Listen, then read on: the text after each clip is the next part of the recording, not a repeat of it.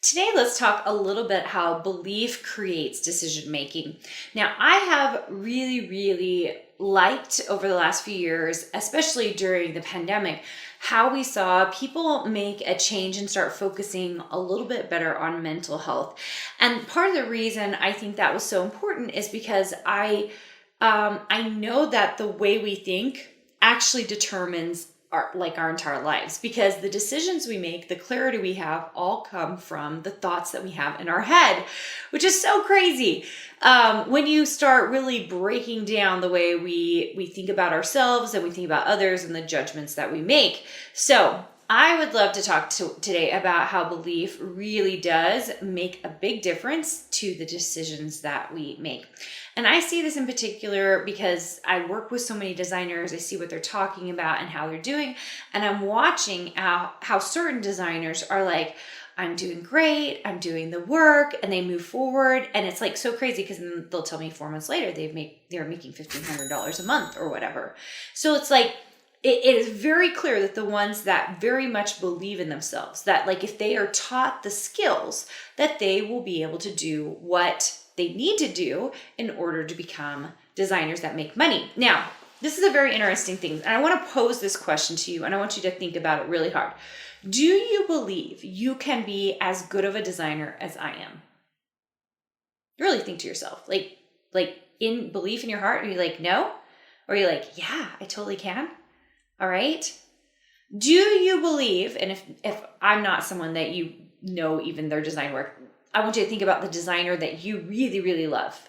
Do you believe you can be as good of a designer as that person? Think to yourself. Do you really think that you can be as good of a designer as that person? All right, so here's the deal. The answer to both of those, even though I know logically a lot of you know this, is yes. You absolutely can be as good of a designer as me, and you absolutely can be as good of a designer as whatever designer that you are thinking of, okay? Now, how do I know that, okay? Many of the people who listen to this podcast, and this might not be you, so think in your head what you've been doing, have designed for less years than I have, okay? So I've been designing for about 20 plus years, all right? So the only reason I'm at the place I am in my design work and in my design business is because for 20 years, I have been consistently designing, most of the time for 40 hours a week, okay? So for 40 hours a week, for 20 years, I've been doing this. Now, where are you? Have you been doing this for 6 months, 3 months, 1 year, 2 years?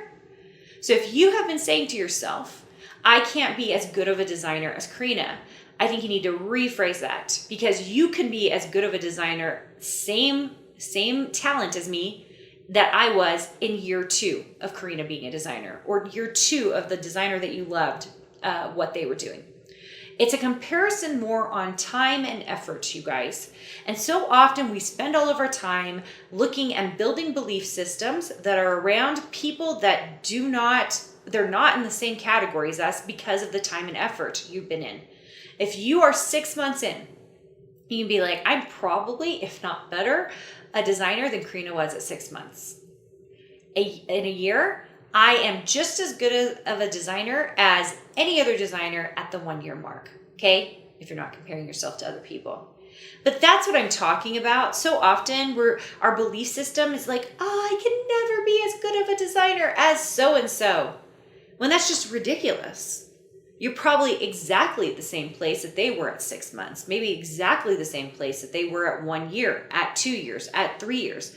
Most of my designers definitely are better than I was in year 1, like by far. Like I look at my designers' work and they're like, I've been doing this for 3 months. And I'm like, it looks like you've been doing this for 3 years. Like it is so much better than where I was 3 months in. I mean, 100% with a Ph.D, okay? So the thing is, it's all about time and effort and paying attention to that and really believing in yourself. And I think by simply restructuring in our head, that belief system, like I want to be as good as X, Y, and Z, and instead restructuring it to think about it in year and think about I'm probably just as good as that designer is in year whatever, okay? The other thing is don't let the world out there fool you and make you think that an illustrator is the best illustrator in the world. They're the best illustrator in their style, just like you're going to be the best illustrator in your style. Okay. So this whole thing, I hear this all the time, the thing in my head, I'm having trouble getting on paper, I'm having trouble getting in the computer. You guys, there is a release that should happen to us as designers and as illustrators where we are just letting it flow out of us. And even though the thing in our head doesn't match the thing on the paper, that's okay. That's the development of our style coming out on paper or in our computer. And we need to accept that instead of reject it. When we reject it, we're rejecting the creativity and the fulfillment that is coming out of us to the very core of us, because it's what our hand produced. It's what our brain actually produced. Whatever coordination between my brain and my hand that came out on my computer or came out on my paper, it's what I produced. I made that. That came from me. I should be proud of that. And if it doesn't match the thing in my head, that's okay. The thing in my head, that coordination from my hand to my brain, it got me there. It got me to whatever art piece it ended up being. And I need to be okay with that. If anything, I shouldn't just be okay with it. I should be proud of that. That came from me. That came from my soul. And we need to stop this expectation that the thing in our head absolutely has to be the thing on the paper. It does not have to be that way. And it shouldn't be that way. It's whatever gets produced in the process. You know, I will admit, I'm not a big journey person. I love the end destination. You know, that whole thing where they talk about like point A to B and how you're supposed to enjoy that journey along the way. I will admit, I am impatient. I just want to get to point B. Get me there, okay?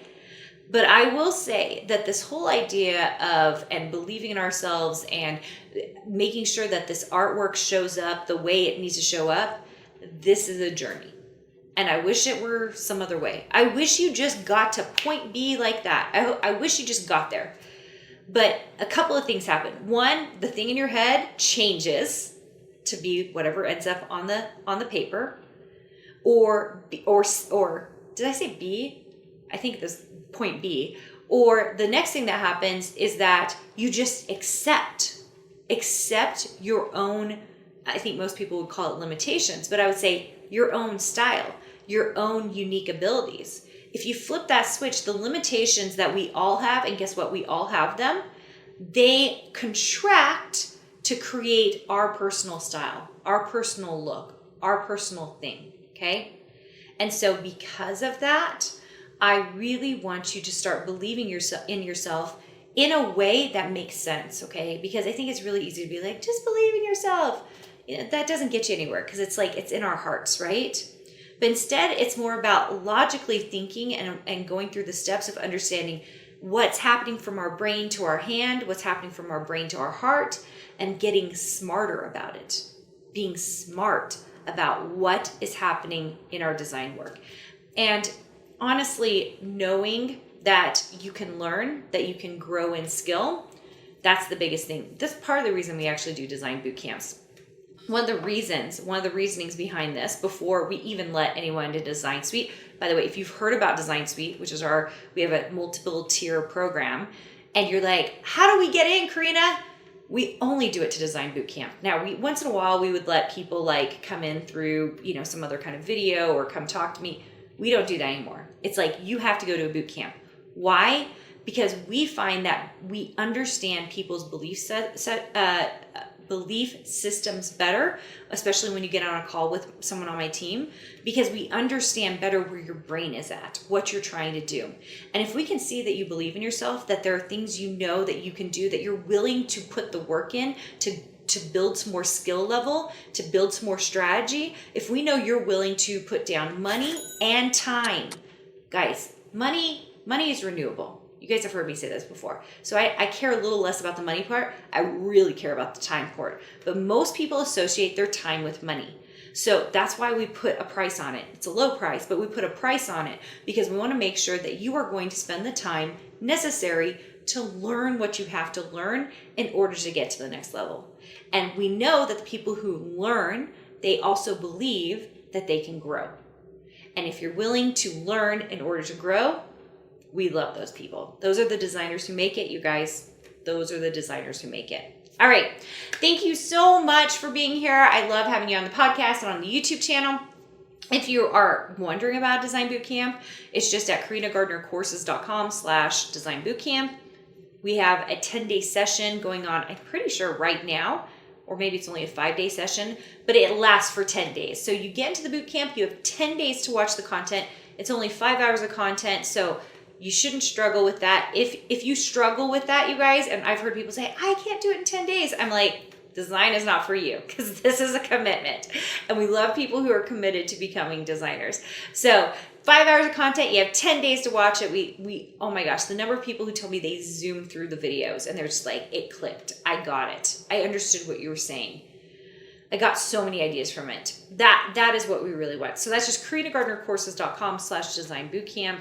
Go check it out if you haven't been to one. If you have been to one, hopefully it changed your whole worldview about what design can really be about, which makes me very, very happy. All right, guys, thanks so much, and I will see you soon. Hey, did you know that you can visit me at makeanddesign.com to learn more about this podcast and join my VIP group for weekly freebies? I can't wait to see you there.